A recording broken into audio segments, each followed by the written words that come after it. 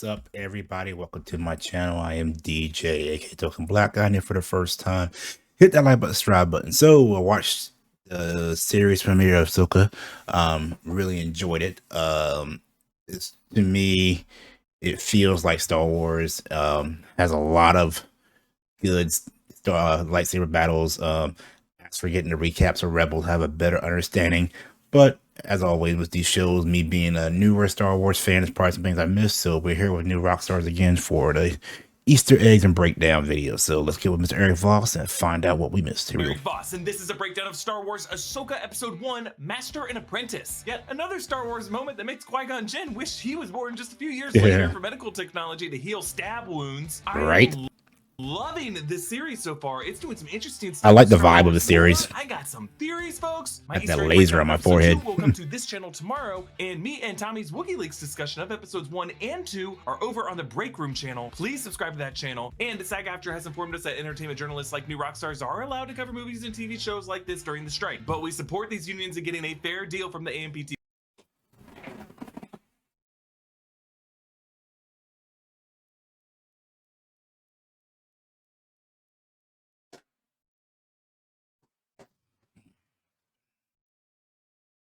All right, let's get started. We open with a red Lucasfilm. Yes, which was kind of gift stuff, which meant some darker stuff about to happen, I guess.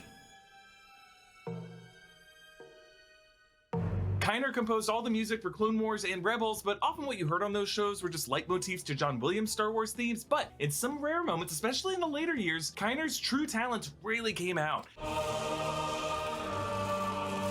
Nice. And here, there's this unusual percussion framing the story. So the music sound a little different. A story of witchcraft and astrology, way more than I expected. Whereas normally the Lucasfilm fanfare has a mix of red and blue lights flashing. It was all red, right? Heads. Now it is only the color red. We see the mask of Vader, ooh, then C-3PO, then a clone trooper helmet. Could we get a Rex cameo this season? It'd be nice to get Rex back. Then the head of an HK assassin droid, then the helmet of Marok. That's the mysterious new Inquisitor who joins Balin and Shin, then okay, then a stormtrooper, then Chopper, and then Chopper, the Mandalorian Night Owl T-visor design of which the is helmet of Sabine Wren. Sabine. Red is also the color of a new take on the yes, why was it red this time? Incredible. It's red instead of yellow, and rather than and not centered into space, it just scrolls upward. And it's not centered. That's crazy. Of the color red here. Well, I think it's because we are in a dark era where a new narrative is being written. It's not a story of ragtag resistors bringing down an evil Goliath. Here, the good guys stopping a new war in charge, and they are letting control slip away to the forces of evil. Now, this opening crawl catches us up with who Ahsoka is, who Morgan Elsbeth is, and who Thrawn is. Now, I've made some other videos about Thrawn, but he is awesome. Come from Timothy Zahn's 1991. Might have to watch that Thrawn timeline to get better understanding of Thrawn. Who was brought back into Star Wars Rebels. Like I said, because I haven't really read the books, so I don't know all the details behind it and everything. Blue-skinned Chiss, an Imperial Admiral, a brilliant individual. Yeah, he's really smart. Saw him at the end of Rebels when he and Jedi Ezra Bridger were zipped off to hyperspace by a pod of Purrgil hyperspace whales. And just so we're all clear, Purrgil, P-U-R-R-G-I-L, is plural. You don't say Purrgils. Just a group of them is called Purrgil. It's okay, we're all kind of on a learning curve with this show. And remember, Morgan Elsbeth is that Beskar spear-toting woman that Ahsoka Tano dueled on Corvus. Oh, yeah. Where is Grand Admiral Thrawn? And oof, if we have to I do forgot this, about her. That's where she came from. I just look familiar. Series, the apprentice to Anakin Skywalker, who left the Jedi Order after being wrongfully accused of a Jedi Temple bombing, and she later came back in Star Wars Rebels as the rebel agent codenamed Fulcrum, who joined the crew of the Ghost. Look, if this is all new information to you, we are in the middle of a Rebels recap series. Be sure to watch those. Okay, we see a round-hulled ship with new Republic. I know I did the other one, but I probably watched 3 and 4 of those too. But beneath us, this vessel is from the Mon Calamari fleet. We saw Mon Calamari ships like this in Return of the Jedi. That's why the bridge has the fish people, right? Yeah. Chair that we saw Admiral Akbar sitting in, and in Rogue One, Admiral Raddus sitting in. Captain Hale is played by Mark Rolston, who played Drake in Aliens, and First Officer Jensen Corbett is played by Shakira Barrera, aka Yo-Yo from Glow, and the Navigator. Never seen Glow. Heard it's a good show though. Who worked in the sound department for The Mandalorian. They're early. It isn't Home 1. Home 1 was Admiral Akbar's flagship in Return of the Jedi, and apparently continues as the New Republic's fleet flagship to this day. Gotcha. They called it Home because Mon Calamari converted their aquatic cities into starships for the Rebel fleet. The approaching ship is an Eta-class shuttle, which is significant because these were used as Jedi ambassador shuttles during the Clone Wars. It approaches Mon Calamari's ship now with its down-facing wings framed to look like it is closing in on this ship with a vice grip. The That's a good little thing with the camera. And I like how that astromech droid turned his head too, like, wait, the This episode is titled Master and Apprentice, referring to these hooded visitors. And yes, they do recall Qui-Gon and Obi-Wan visiting the Trade Federation ship at the beginning of Phantom Menace. They are visiting Jedi, but there is something off about them. They use Jedi hardware, Jedi clearance codes, but they are not Jedi. Since Baylan survived the Purge, we learn later that could explain how he has old Jedi clearance codes. Their names are Baylan Skoll and Shin Hati, which is significant because Skoll and Hati are the names of the wolves in Norse mythology who chase the sun and the moon across the sky. Ooh, interesting. Devouring them. Just like these two hunt a star map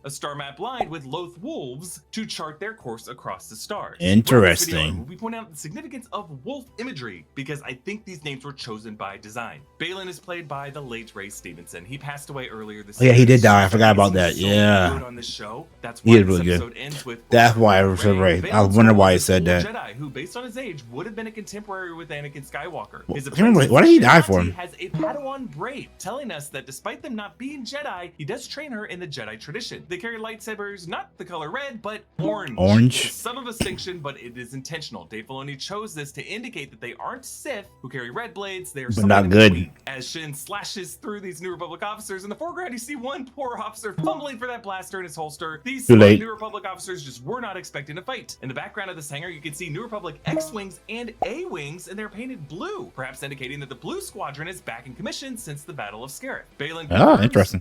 We are no Jedi. If you watched Rebels, you know that this line is hugely important to Ahsoka, who had a similar line in her epic duel with Vader in the season 2 finale. Anakin Skywalker was weak. I destroyed him. Then I will avenge his death. Revenge is not the Jedi way. I am no Jedi. This show clearly wants us to draw a parallel between Ahsoka and Baylan. One master who gave up on her apprentice because she saw the nightmare extreme of the Jedi way. One master who thinks that he actually can do it right, but just doing it his own way, with orange. Kevin Kiner uses dramatic piano chords to score Baylan's slaughter. That reminds me of the Darth Vader scene. It's so Force good, choke. and Baylan never stops moving, like Vader in the Rogue One killbox sequence. Vader also incorporated a levitating force choke. Baylan even uses the force to unlock a scomp link, which are normally so complicated only an astromech can crack them. This guy has clearly mastered He's the smart. force in ways that we haven't seen since Vader, or I guess arguably Luke Skywalker. Morgan Elsbeth's prisoner jumpsuit is numbered in Orbesh 620, and she says, Baylan, you are true to your word. And well paid for it, Lady Morgan. so it sounds like Morgan set up some mercenaries to break her out if she were ever captured. Okay, on to Ahsoka Tano. She explores ruins on a planet that we later learn is Listen, called we got more Ahsoka. lightsabers in this first episode than we did in the Elsbeth's entire sisters, we previous learn trilogy. The Night Sisters of Dathomir. Morgan Elsbeth is a Night Sister of Dathomir, and this is a huge deal. The Night Sisters refer to a sect of magic-wielding female Dathomirians that included Maul's mother, Mother Talzin. This coven used their green sorcery to reanimate his legs, and the Night Sisters are awesome. Dave Filoni based them on the Witches of Dathomir. I don't know much about them. Legends novel, The Courtship of Princess Leia, but the character, the sorceress Charal from the 1985 TV movie Ewoks: The Battle of Endor, was later retconned into a Night Sister from the illustrated Star Wars universe. So technically, they've been with us for some time. The Legends term was technically the Witches of Dathomir. With Star Wars Clone Wars, they were called the Night Sisters, but they were considered to be the same thing. And then in 2022, in the Book of Boba Fett Chapter 3, Danny Trejo's character, the Rancor Tamer, started talking about the history of Rancors, and he said this. It is said that the witches of Dathomir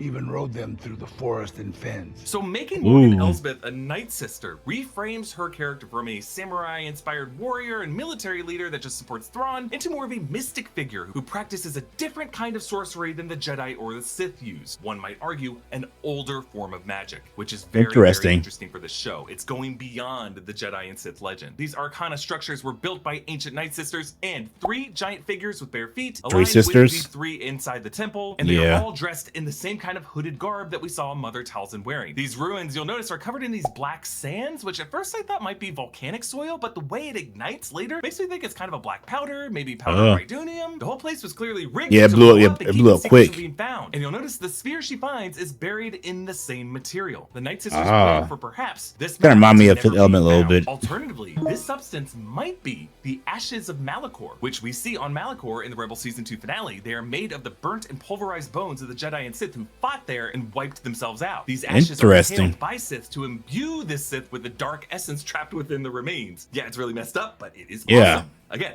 watch Rebels. There's Ahsoka so much does I don't this know. awesome move of using the Force to spin her So much I wanna lightsaber know. through the ground around her and dropping herself on that disc to the level below. And she Oh, did cool. the same move to escape the clone troopers in the Clone Wars Season 7 finale on that crashing ship. On the walls of this temple are engravings of constellations, the 3 Night Sisters, and these spheres that 2 are holding, 1 is levitating. And again, 3 of them, mirroring Yeah. the 3 witches. So are we the have to find sisters 2 more of these Macbeth, which get things? referenced in the title of episode 2, Toil and Trouble. Ahsoka lines up these rotating pedestals, reminding us of like the Fifth Element or a puzzle that you play in That's the why I Tomb said the Raider Fifth games. Element. Now, if Thrawn was I lost said the in Fifth just Element. the past decade, why would a star map to his location be buried in an ancient temple thousands of years prior? Obviously, this map points to a location Thrawn just ended up at. Thrawn didn't just go to a where, he went to a when, I think. And the pathway to that when where Time was travel? lost thousands of Maybe? years ago. In fact, Elsbeth's interest in Thrawn might have come from Thrawn being mentioned in old Night Sister bedtime stories that she grew up with. Could Thrawn end up being this like 1885 Dr. Emmett Brown figure all people at the post office were taking bets on? Is that why he's so smart? HK assassin droids waiting for her. Remember, Morgan Elsbeth used these on Corvus in that Mandalorian episode, but the way that first one was just frozen in place the moment Ahsoka hopped up is so creepy. Like it was creeping forward right until it was seen. Like you have to keep your eyes on it.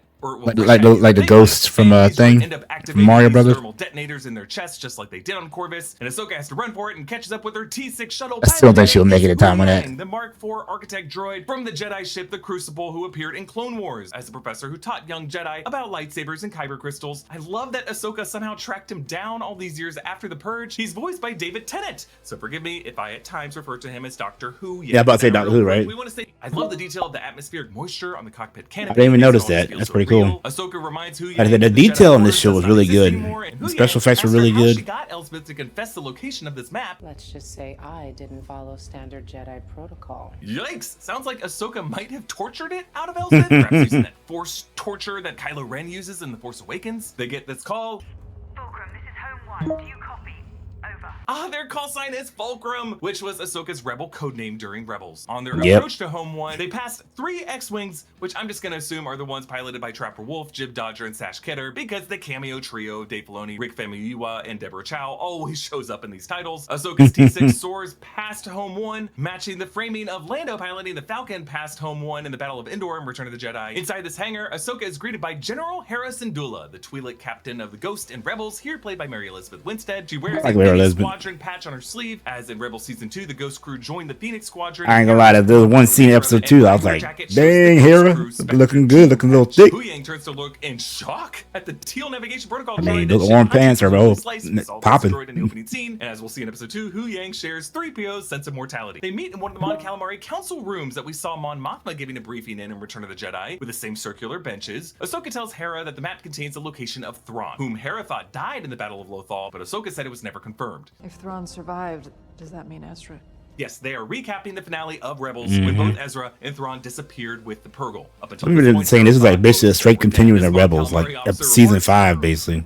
The Defense Council is requesting an update on the incident. Now, this is not Admiral Akbar. Admiral Akbar didn't have this blue color, and this officer has a patch with a single dot on it, which means first officer or lieutenant. But this character does sound like him. We should note that Eric Bowersfield passed away in 2016. Okay, Did on not to know the that. planet Lothal, the recurring setting of the Rebels Lothal, series. yep. We see Governor Ryder Azadi giving a speech. Ryder Azadi was a prisoner on Lothal in season 2, but broke out. Who knew Ezra's He's the parents governor and now? joined the rebel cause. He was voiced by Clancy Brown, who plays him in live action here. Also on this dais is Interesting. Senator Jai Kell, another character from Rebels, the cadet in the Lothal Imperial Academy alongside Ezra Bridger. Kell was believed to be Force sensitive. Vinnie Thomas plays him here, but the animated version was voiced by Rufio actor Dante Bosco. They're standing in front of this commemorative mural. That's We the end of saw this- this in end the of- final scene of Rebels. Yep, Sabine end of the Wren series. painted it. She's quite the artist, and it is the same exact 2D illustration. It depicts Minus the the whole wolves, Ghost crew, right? Hera, Sabine, Ezra, Kanan Jarrus, Zeb, and Chopper, Lothcats, and we see 2 Loth wolves. 2 of them. One light, one dark. Could this mirror Skull and Hati as the wolves of Norse mythology? Are Could they, be. in a way, fighting on the same side of the Ghost crew? So Ryder asks Jaikel, Are they on the same side? That'd actually, be I think interesting. you can see Sabine's speeder bike in the lower Oh, yeah, you right can. far distance in the background on the ground there. Okay, There she such as some goes. rock music that is definitely Yeah, not that common rock for music Star Wars. wasn't that Sabine Wren, played by Natasha out of place. Dizzo, speeds down this Lothal highway. She's wearing this helmet with some Lothcat drawings and the Orbish letters of B,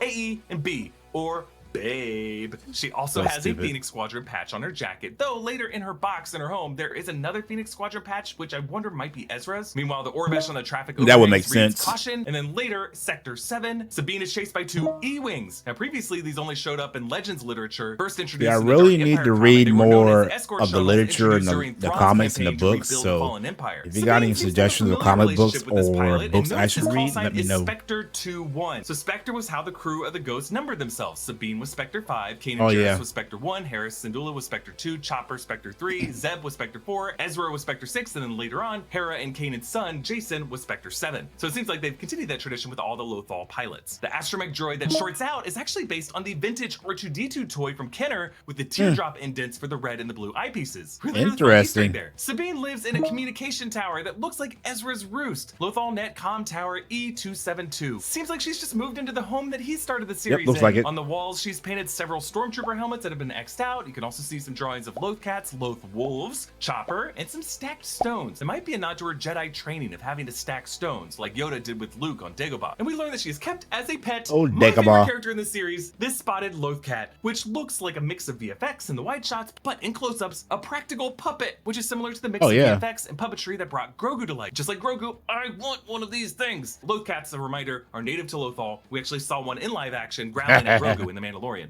As Sabine Forgot feeds about this that. furball, in the foreground under the table collecting dust is her old your helmet? Mandalorian helmet. Sabine came from the Mandalorian House Vizsla and served as an Imperial weapons specialist before she defected, but her family on Cronus remained loyal to the Empire. She briefly wielded the Darksaber. She got trained by Kanan in Season 3, but she handed off the Darksaber to Bo-Katan Kryze. Sabine had always kept Yep, her hair remember all short that. because her scalp would get hot under the helmet, so the fact that her hair has grown out now tells us me that see, I can she's put her left helmet on a long warrior time. life behind. She plays a hollow recording from Ezra Bridger, who is played in the series by Iman Esfandi.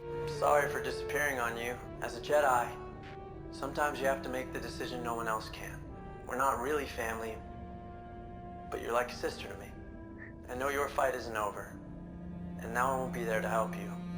Who's playing I'm Ezra? counting on you to see this through. Oh, wow. So like Tony Stark in Avengers Endgame, Ezra Bridger knew what he was about to do, make a sacrifice play with Thrawn in the Purgle, and he took a moment to make a goodbye recording before that final fight. I like the detail how he rubs his head when he says, "We're not really family," because that was just a recurring thing in Rebels. All these members of the Ghost crew had their own families that they were either running away from or dying to get back to, yet they Yeah. still loved each other. And clearly Ezra doesn't want to insert himself in between Sabine and her family. Morgan Elsbeth tells Shin that she's a Night Sister of Dathomir. You're a witch, You're which? a survivor. Damn. So Elsbeth rejects the pejorative of someone who would use sorcery for whims, instead reframes the idea of being a Night Sister as a believer who holds closer dogma in order to survive over the ages. Someone who has survived Interesting. in the way that the Jedi and the Sith have not survived. Shin still doesn't trust it though. What threat Is she the last one? No, it's not witchcraft. Yes, Elsbeth is obsessed with the idea of fate and prophecy, and spinning thread comes from the Greek archetype of spiders and the fates spinning thread and weaving Yep. the tapestry of the future. But Balin, notice, no longer sees it as a bogus superstition. But with Balin is an Inquisitor who we still know little about. Yeah, who is Their that? helmet Mara? is similar to that of the 8th brother in the Rebel Season 2 finale. That character supposedly died, but reminder that Inquisitors are Jedi hunters recruited by Darth Vader and Palpatine after the Purge, all of them former Jedi, to hunt down all the other Jedi refugees that are still in hiding. We know this one's an Inquisitor because all Inquisitors carry this round-hilted lightsaber that spins like this. Sabine dreams about Ezra, and we hear his voice saying,